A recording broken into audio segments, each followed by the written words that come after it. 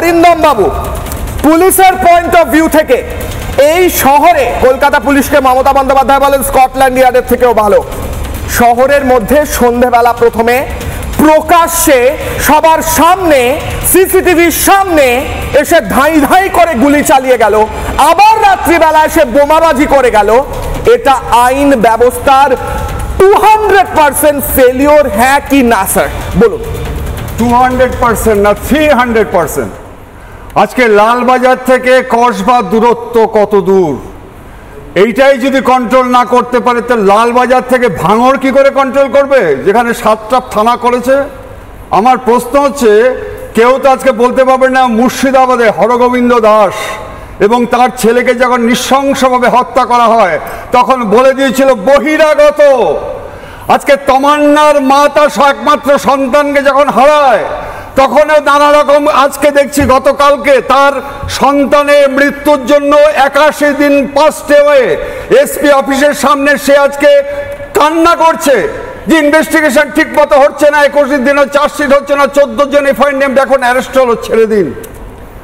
এতদিন ধরে বলা হচ্ছিল যে আজকে কিছু হলে সব হচ্ছে গিয়ে হয় কেন্দ্রীয় সরকারের চক্রান্ত নয়তো বিরোধীদের চক্রান্ত। বলতে পারবেন আজকে কসবার যে ঘটনা হয়েছে, আমি কসবার কাছে তিলজলা থানায় চাকরি করেছি, দিনের পর দিন যে আজকে ল অ্যান্ড অর্ডার সিচুয়েশন যেভাবে নাকি আজকে ব্রেকডাউন হচ্ছে, আমি আজকে দ্বিধাহীন কণ্ঠে বলতে পারি, আমি বলতে পারি আবার যে যেভাবে নাকি আজকে লড়াইটা শুরু হয়েছে, এই লড়াইটা আজকে কাদের সাথে কাদের ভাতৃ হত্যায় মেতে চলছে। আজকে পুলিশের কাছে কেন খবর নেই? কেন আজকে আপনাদের বলছি 16-15-11-2024 মনে রাখবেন, councillor Sushanta Ghosh not only councillor, ও ছিল হচ্ছে বড় কমিটির চেয়ারম্যান, যেভাবে আজকে অ্যাটাকটা করেছিল মনে আছে সেই রিপোর্ট আছে স্যার, এবং তিনি প্রেস কনফারেন্স করে বলেছিলেন দলের মধ্যেই কেউ করিয়েছে, এটাও মনে আছে স্যার, মনে আছে স্যার। শোনো আমি আজকে বলছি কেন, কারণ তুমি শুনলে আশ্চর্য হবে। এই যে মোহাম্মদ আদিল হোসেন, এই মোহাম্মদ আদিল হোসেন কে সুন আফটার দিস ইনসিডেন্ট সে দুবাই পালিয়ে গেল।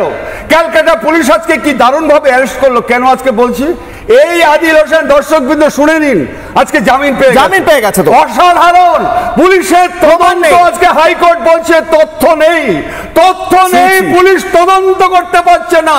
যারা আজকে হিম্মত করে আজকে গুলি করছে, যে শাসক শ্রেণীর আজকে কাউন্সিলর বড় কমিটির চেয়ারম্যানকে হত্যা করতে যাচ্ছে, তার জীবনী রক্ষা করার জন্য আজকে যাকে অ্যারেস্ট করা হয়েছিল হাইকোর্ট বলে দিচ্ছে আজকে তথ্যসূত্র নেই।